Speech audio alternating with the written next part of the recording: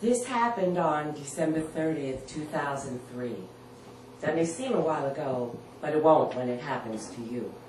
And it will happen to you. The details will be different, but it will happen to you. That's what I'm here to tell you.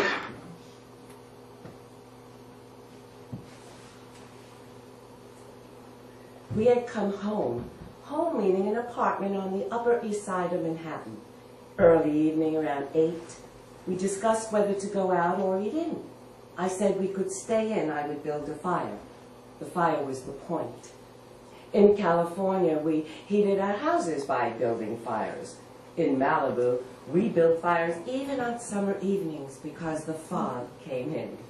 Fire said we were home. We had drawn the circle. We were safe through the night. I built the fire. I drew the circle. I have no memory of what I meant to have for dinner. Memory stops. The frame freezes. You'll find that's something that happens. I warned you. I'm telling you what you need to know.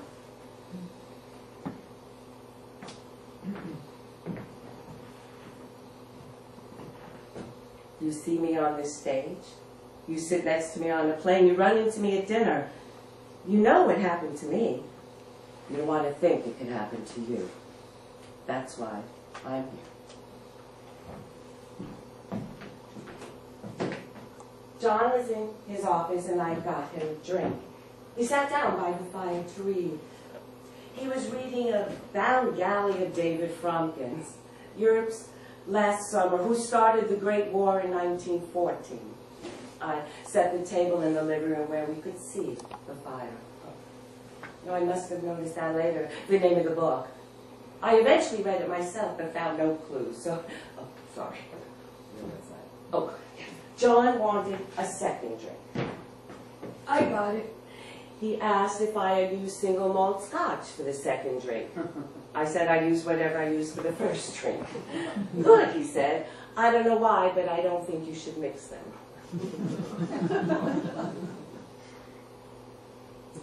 I was at the table making a salad, and he was sitting across from me talking. Either he was talking about why World War I was the event from which the entire rest of the 20th century flowed, or he was talking about the scotch. I have no idea which. And then he wasn't talking. I looked up. I said, "Don't do that." I thought he was making a joke, slumping over, pretending to be dead. You've seen people make that kind of tiresome joke. Maybe you've done it yourself. Oh, what a hard day. But we got through it, and we're having dinner, and we've got a fire. In fact, neither of us had yet said out loud how hard that day had been. My next thought was that he started to eat and choked. Well, I tried to move him to do the Heimlich, but he fell onto the table and then to the floor. There was a dark liquid pooling beneath his face.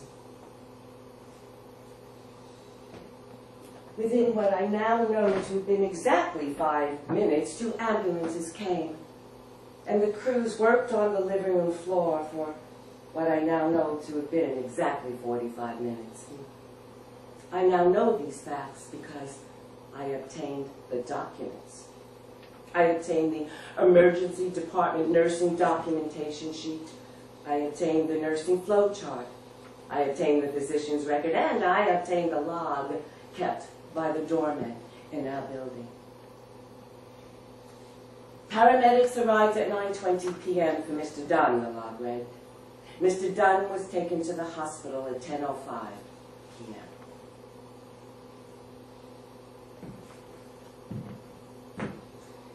The distance from our apartment to the ambulance entrance of New York Cornell is 6 crosstown blocks. I do not remember traffic. I do not remember sirens. And when I got out of the ambulance, the gurney was already being pushed inside. Everyone was in scrubs. I noticed one man who was not in scrubs. "Is this the wife?" he whispered to the driver. Then he looked at me. "I'm your social worker." And I guess that was when I knew. And And that's another thing to remember. If they give you a social worker, you're in trouble. Life changes fast. Life changes in the instant. You sit down to dinner and life as you know it ends. The question of self-pity. Well, those were the first words I wrote after it happened. And after that, I'm a writer, but after that, I didn't write anything for a long while.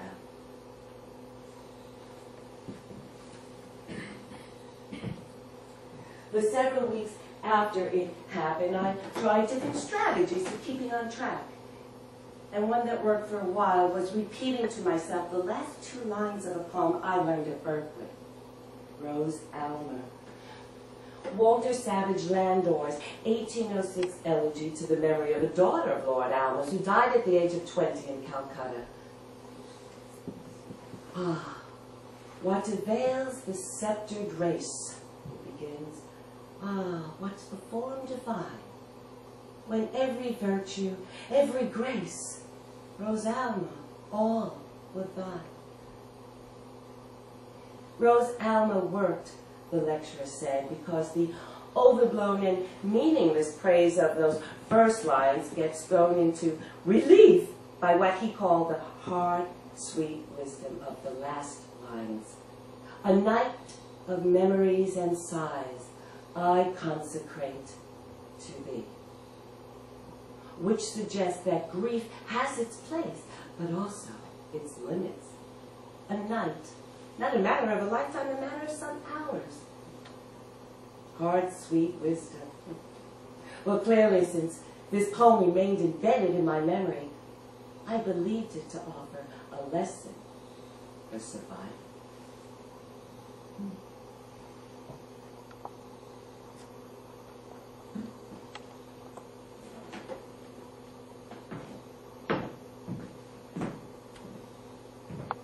I told you I knew when I saw the social worker, but I didn't really. Or more correctly, I knew, but I refused to know.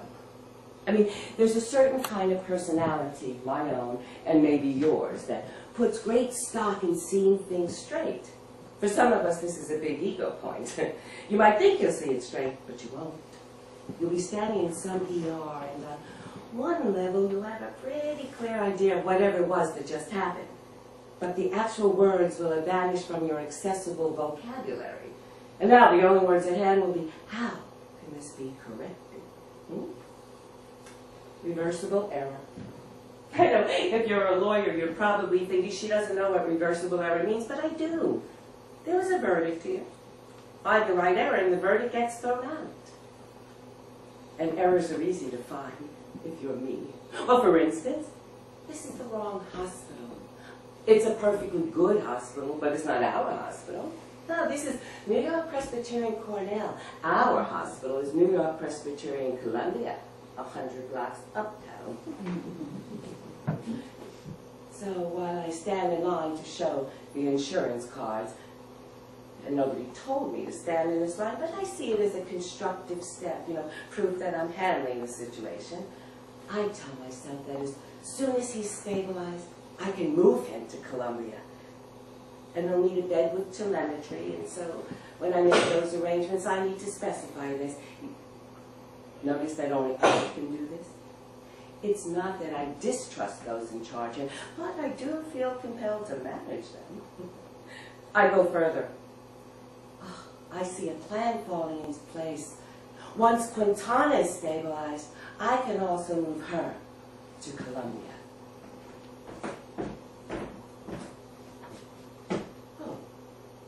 Maybe I didn't mention this before, but New York Cornell is not our first hospital of the evening.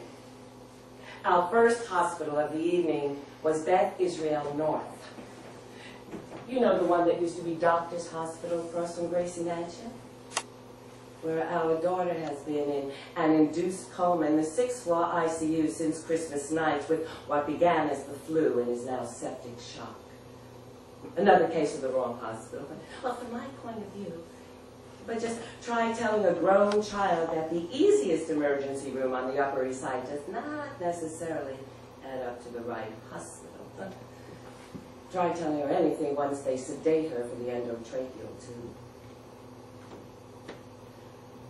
Must you always have the last word? John said when we fought, which was awful. Must you always be right?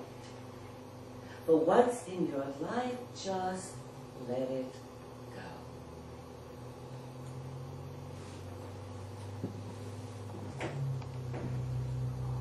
When we saw her tonight in the ICU, her hair was damp and matted from the fever. No one seems to have brushed it. I have been trying to brush it since the day after Christmas, but cannot.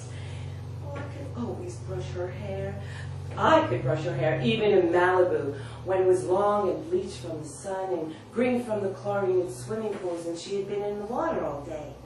And she would come up from the beach, and old John would wrap her in towels on the deck outside his office, and I would brush her hair.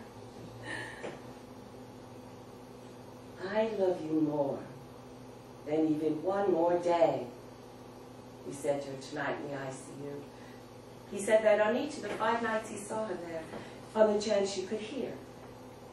And he said it tonight, just before we came home and discussed whether to go out or eat in, and just before I built the fire.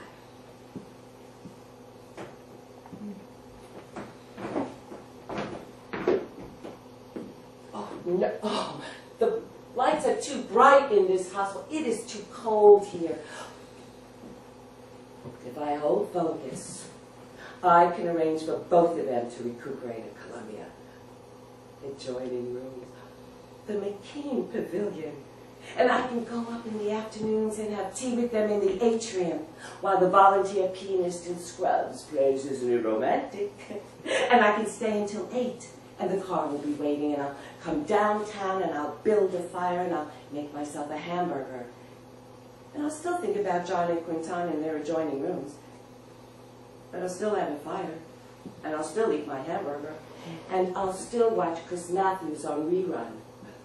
Because I will have arranged for them to be safe. I will have brought in the appropriate specialists. And I would have made sure that each doctor understood the big picture. You see, I will have managed the situation. When my social worker reappears, he leads me out of the insurance line into an empty room away from the triage area. He tells me to wait. Part of my mind is thinking this doesn't look good, and part is trying to remember the words on a pink index card in my office. When he comes back, he has a sub-teen in a white coat with him. He introduces this sub-teen as your husband's doctor. There's a silence. I hear my own voice. What I hear it saying is, he's dead, isn't he? The doctor looks at the social worker. It's okay, the social worker says.